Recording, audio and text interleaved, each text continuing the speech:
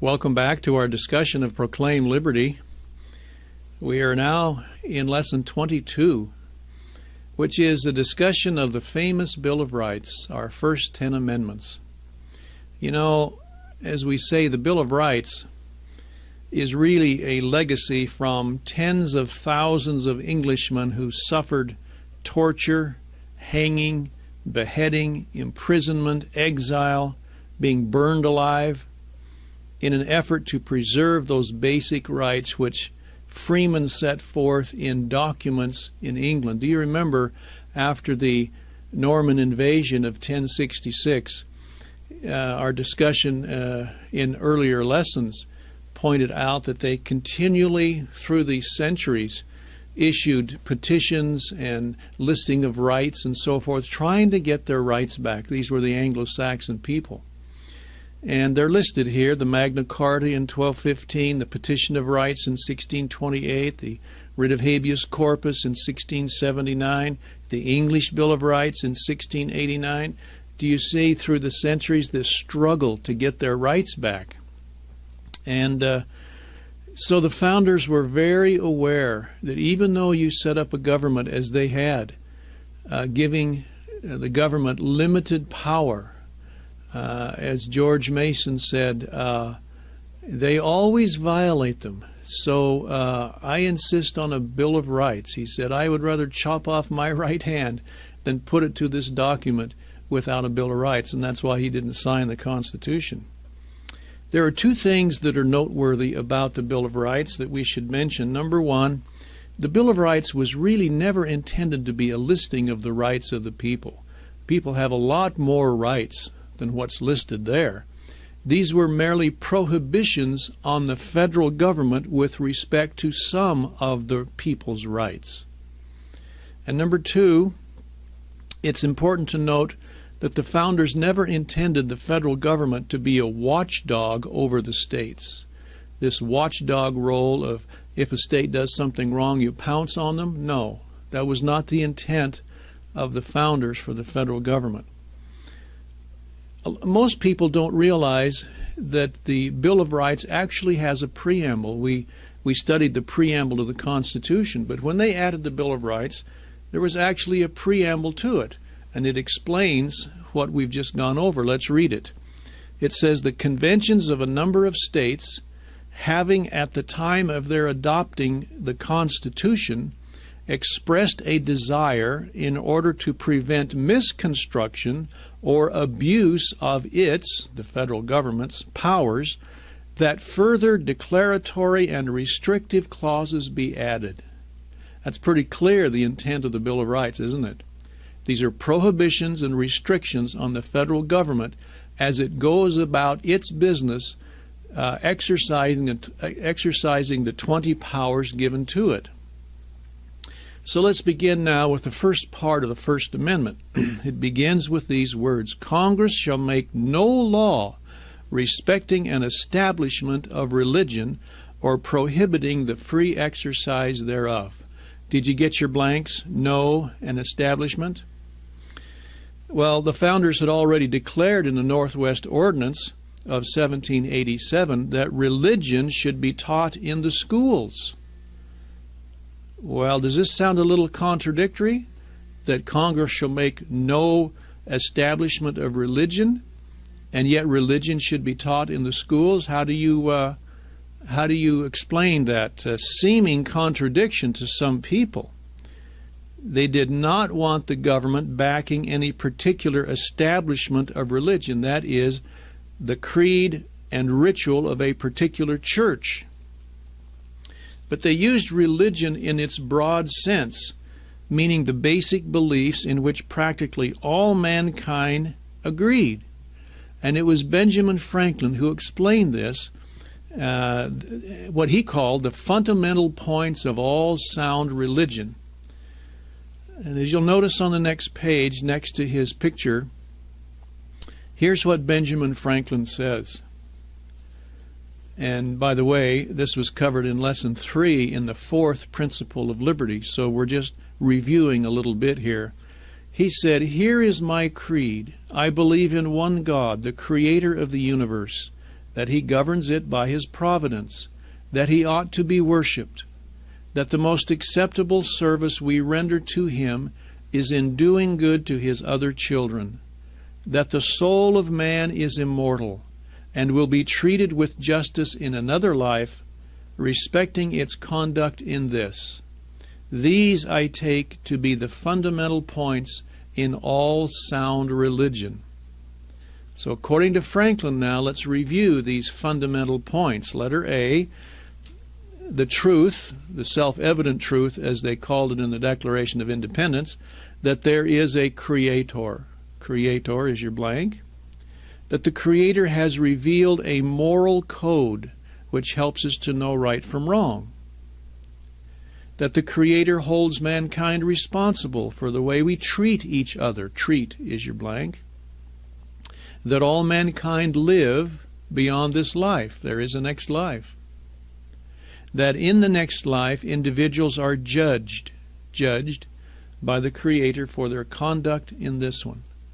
And remember, Franklin said these are the fundamental points he felt of all sound religion. In other words, these are the beliefs that cut through, that are like a golden threads through all sound religion, as he called them.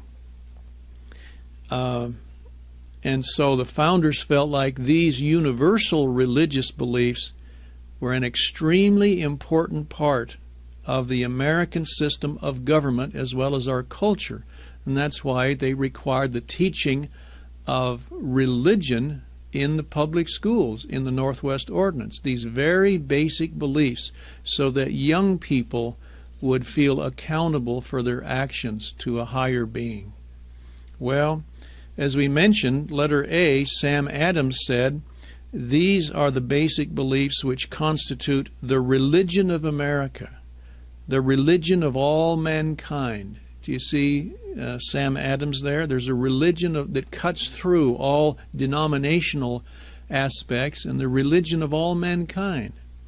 John Adams called these tenets the general principles on which the American civilization was founded. Thomas Jefferson called these basic beliefs principles in which God has united us all. Do you see these?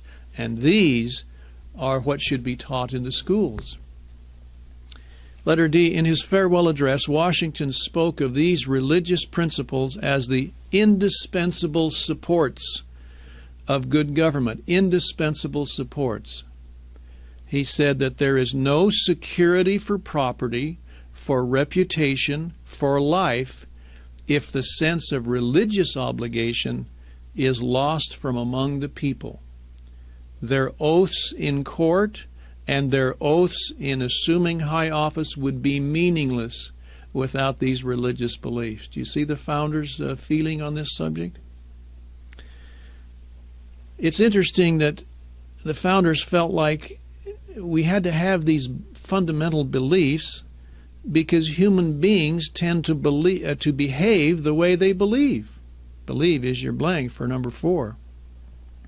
Alexis de Tocqueville, when he visited the United States in 1831 and wrote his famous book called now Democracy in America, he wrote this: "On my arrival in the United States, the religious aspect of the country was the first thing that struck my attention. And the longer I stayed there, the more I perceived the great political consequences resulting from this new state of things." He says, religion in America takes no direct part in the government of society, but it must be regarded as the first of their political institutions. I am certain that they hold it to be indispensable to the maintenance of republican institutions. This opinion is not peculiar to a class of citizens or to a party, but it belongs to the whole nation and to every rank of society. Do you see how de Tocqueville felt about religion being the very fundamental foundation, basis for our republic? Well, now let's go to letter B. The second provision of the First Amendment says, Congress shall make no law abridging the freedom of speech or of the press. Well, does that mean you never have to have laws concerning speech and press? No, the founders knew there must be some reasonable restrictions on the use of speech and press, but they wanted it to be handled on the state and local level, not the federal level. That's why the prohibition. On the state level or the local level, it's close to the people in order to eliminate abuses when they occur. Number 2, the states have restricted freedom of speech and the press to, letter A, prevent false attacks on individuals in the form of libel or slander. Slander's your blank. Letter B, prevent speech which endangers life, such as falsely shouting fire in a crowded theater. And after a dozen people get trampled, say, well, I have freedom of speech. You see, that wouldn't be allowed. But you keep these things very local. Letter C, prevent individuals from inciting riots or promoting insurrections by advocating the overthrow by force and violence. Amazingly, in Yates versus United States, the Supreme Court nullified state statutes containing this provision. Letter C, the third provision of the First Amendment, is that Congress shall make no law abridging the right of the people peaceably to assemble. And letter D, the First Amendment also provides Congress shall make no law abridging the right of the people to petition the government for a redress of grievances. Do you see these restrictions on the federal government? You keep these things very local.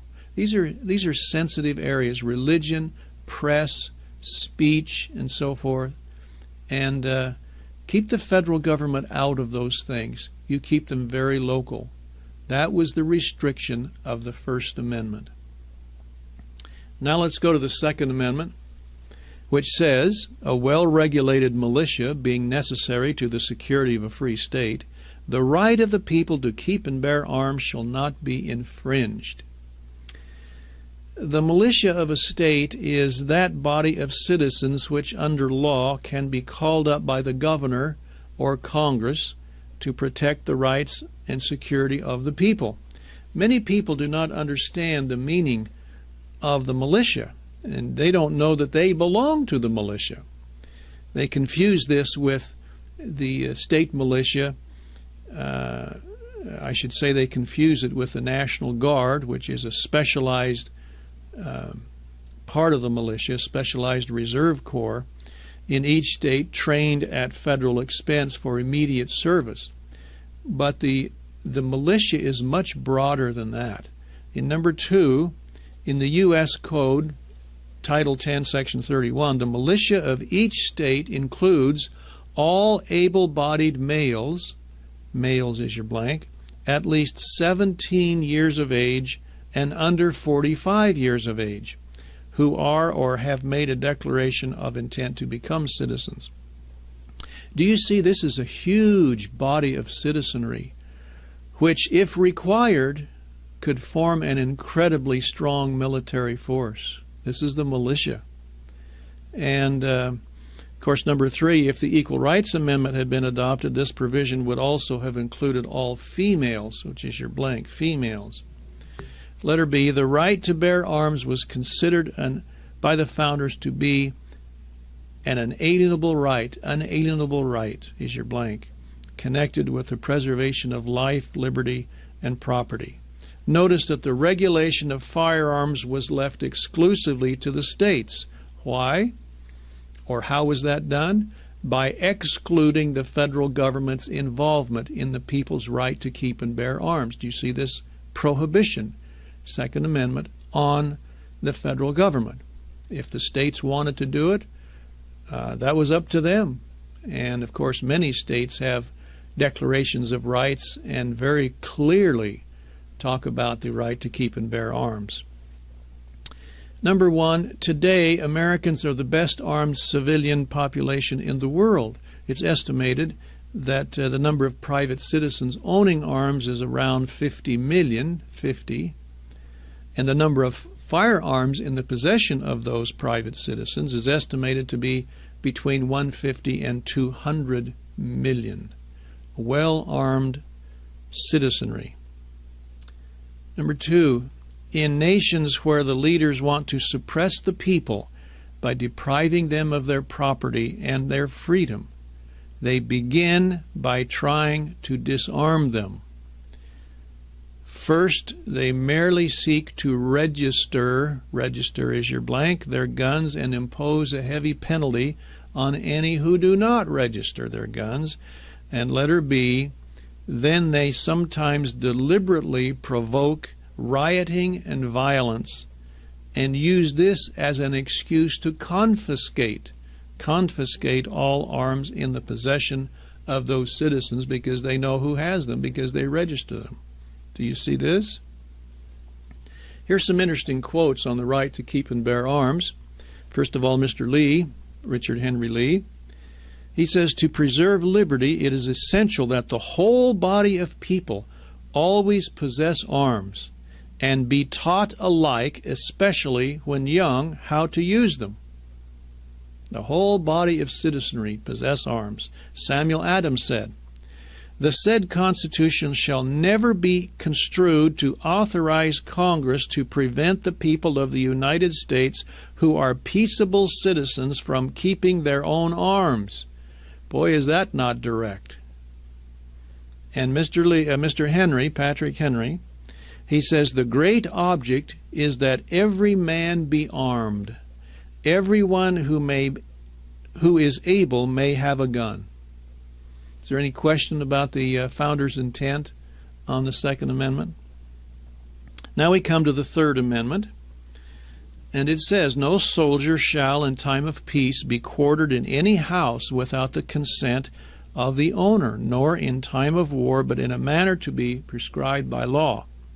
European kings used the practice of quartering troops in the homes of people to save money, or to quell a rebellion, save is your blank.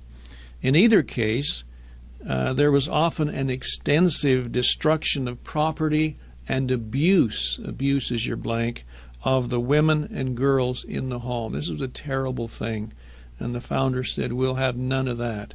Letter B, in 1765, King George III tried to quarter troops in the colonies, in the homes, to enforce the Stamp Act.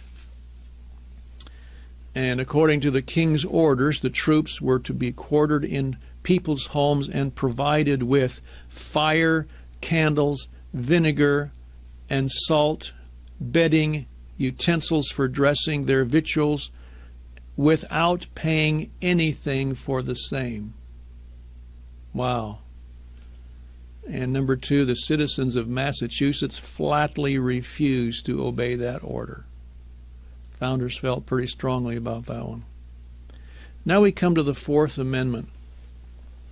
This was designed to protect the privacy of the people in their homes and their possessions. And it says, the right of the people to be secure in their houses, in their persons, houses, papers, and effects, against unreasonable searches and seizures, shall not be violated, and no warrant shall issue but upon probable cause, supported by oath or affirmation, and particularly describing the place to be searched and the persons or things to be seized.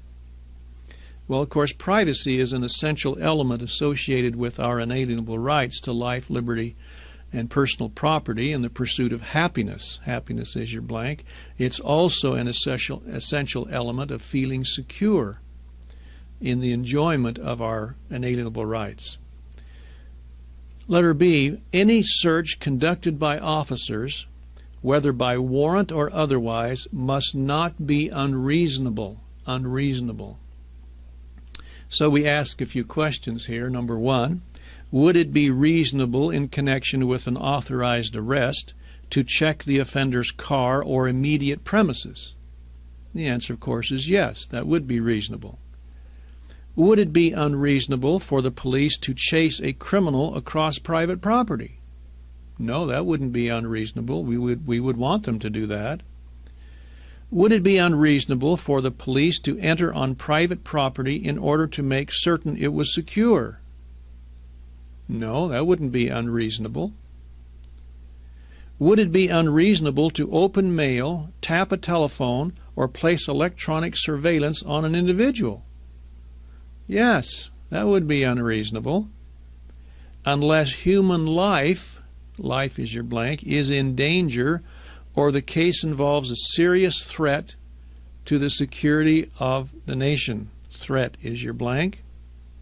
And so, letter C, warrants are required to protect the basic rights of freedom and privacy. Number one, for an officer to obtain a warrant for arrest, he must be able to show the judge the following.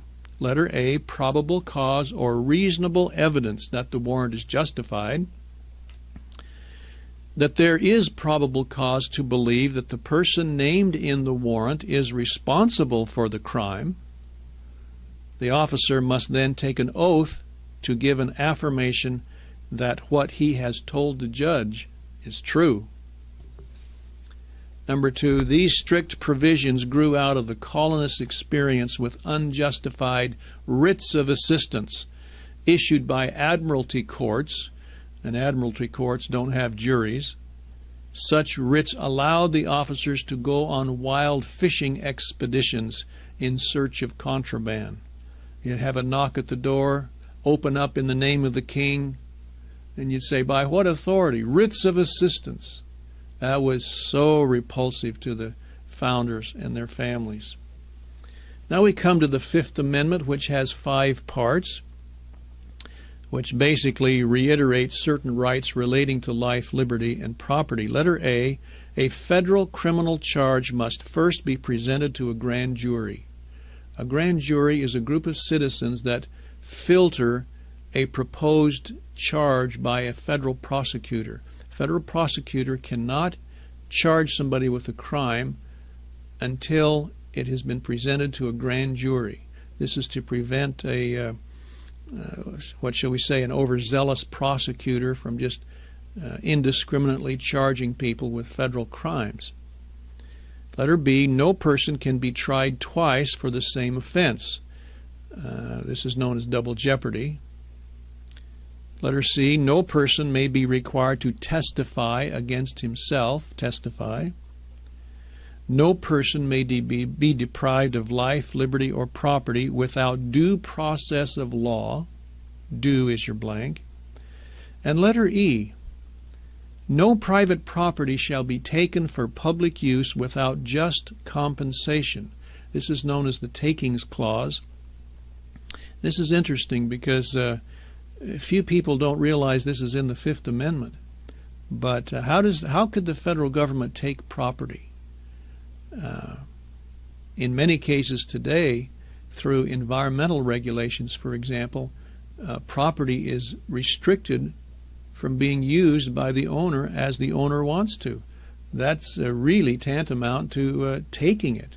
They may not physically take it, the ownership of it, but if they so restrict its use that you can't use it, that's the same as taking it, isn't it? And they give no just compensation for it. This is a provision of the Fifth Amendment that's being violated quite a bit, mostly under environmental regulations. Now we come to the Sixth Amendment, which has to do with the right to a trial by jury. Once a person has been indicted for a federal crime, he has certain rights.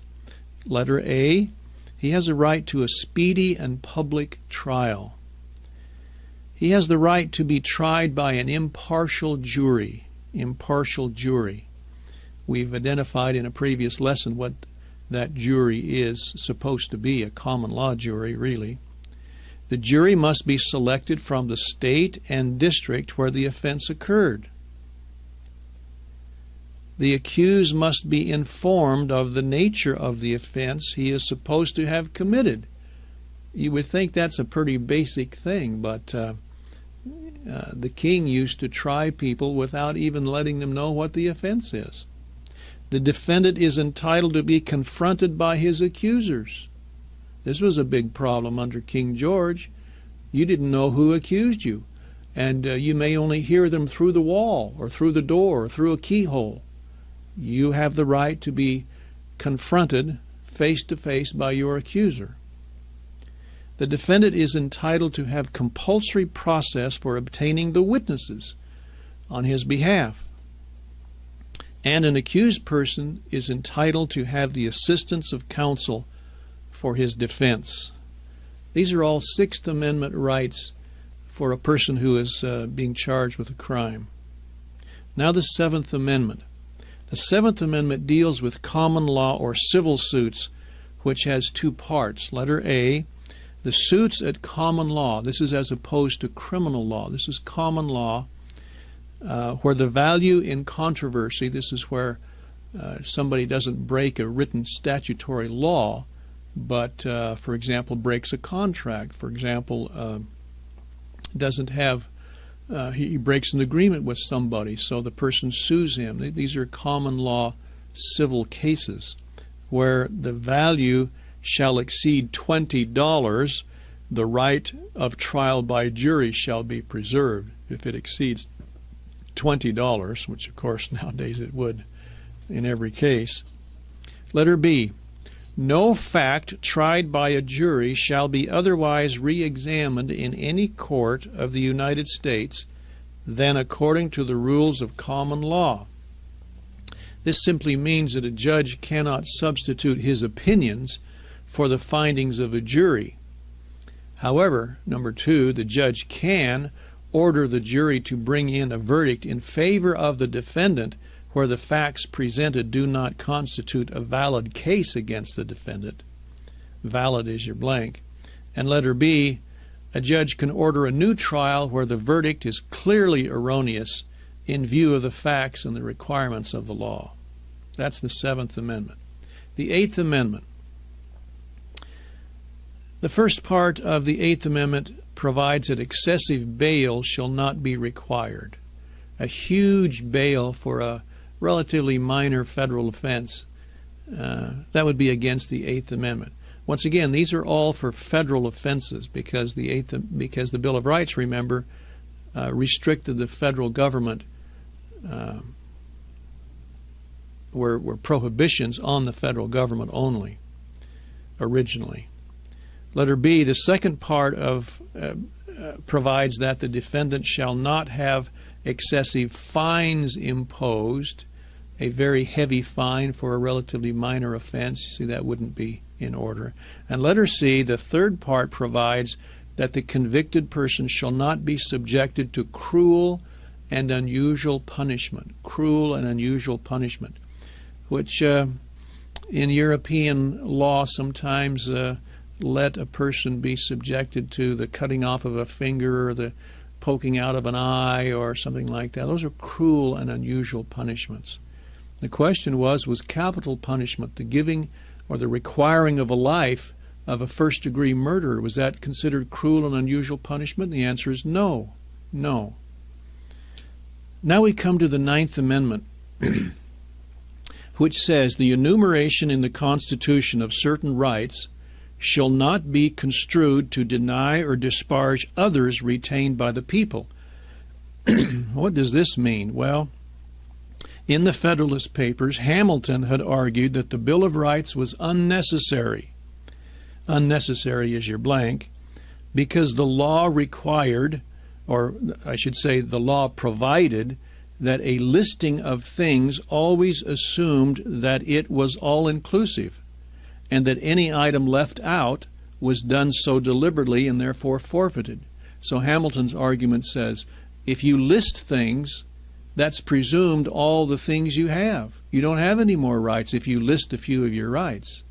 And so the Ninth Amendment was absolutely necessary, which said, hey, we've listed some of our rights, but just remember, we have a whole lot more we haven't listed. Just want you to know that. Letter B, under the theory of limited government, the founders wanted it understood they were not forfeiting anything. Their constitutional rights included not only the ones they had mentioned, but all the other rights besides. Ninth Amendment. Now we come to the famous 10th Amendment, which is the last of the Bill of Rights, which says, the powers not delegated to the United States by the Constitution. And I might pause there because we have talked about delegated powers. and ask you, how many powers are delegated to the United States by the Constitution? Do you remember those numbers, those approximate numbers that we talked about? 20, 6, and 11. 20 powers to Congress, 6 areas of power to the President, 11 kinds of cases to the Supreme Court. Those are delegated powers.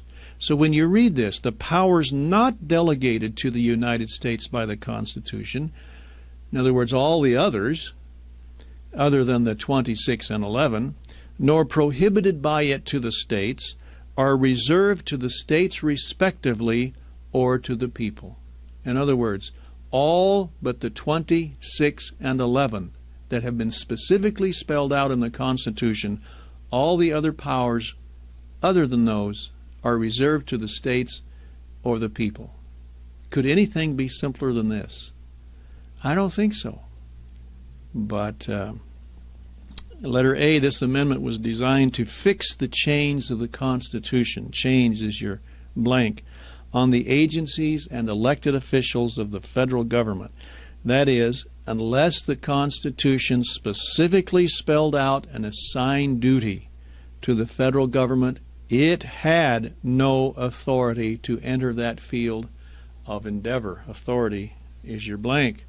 So we ask the question, was President Theodore Roosevelt right when he said he was authorized to do anything unless the Constitution specifically prohibited him from doing it? The answer is no. See, he had it just backwards, didn't he? And that really got going an era of executive orders, as we mentioned earlier. Letter B, constitutional authorities agree that today this is the most widely violated provision of the entire Constitution, the 10th Amendment. The original intent of the founders was repeated over and over again in their writings. We've previously quoted Washington and Madison. Here's a statement from Jefferson. He said, "I believe the states can best govern our internal concerns and the general government our external ones." Did you get your blanks there? Internal and external. "I wish, therefore, to see maintained that wholesome distribution of powers established by the Constitution for the limitation of both federal and state, and never to see all offices transferred to Washington." Quite insightful about government, isn't he? Here's a couple of quotes from Hamilton concerning this vertical separation of powers between the federal and state. He says this, "This balance between the national and state governments ought to be dwelt on with particular attention, as it is of the utmost importance. It forms a double security to the people. If one, that is either the federal or the state, if one encroaches on their rights, they will find a powerful protection on the other. Indeed, they will both be prevented from overpassing their constitutional limits by certain rivalship which will ever subsist between them." Isn't that great? That's the way it's supposed to be. And here's another one from Hamilton in the Federalist Papers. He says, "Power being almost always the rival of power, the general government will at all times stand ready to check the usurpations of the state governments, and these will have the same disposition towards the general government. The people, by throwing themselves into either scale, will infallibly make it preponderate. If their rights are invaded by either, they can make use of the other as the instrument of redress." Pretty powerful doctrine, isn't it? The original intent of the founders. Well, that concludes our discussion of the Bill of Rights in this lesson. In our next lesson now, we will discuss the last 17 amendments in the Constitution. Thank you very much.